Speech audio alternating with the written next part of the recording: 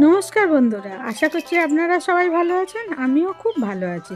আপনাদের বিদ্যা গার্ডেন্সে স্বাগত জানাই। আজ আমি আপনাদের অ্যাডেনিয়াম গাছ রিপোর্টিং করার আগে কি পরিচর্যা করতে হয় তা দেখাবো। ফেব্রুয়ারি মাসে অ্যাডেনিয়াম গাছ রিপোর্টিং করতে হয়। দেখুন গাছটায় পোকা ধরে গেছে। এবার এই অ্যাডেনিয়াম গাছটাকেও টব থেকে তুলে নেব।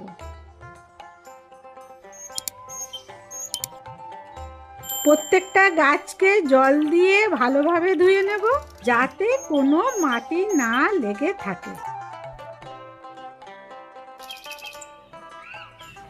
চারপাশে বেড়ে ওঠা শিকড়গুলো আর ডালগুলোকে কেটে দিতে হবে।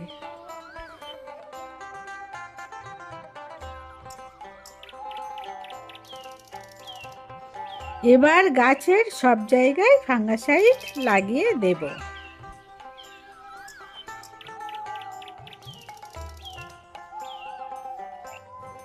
এর পরের ভিডিওতে এই গাছগুলো কিভাবে রোপণ করব তা আপনাদের দেখাবো।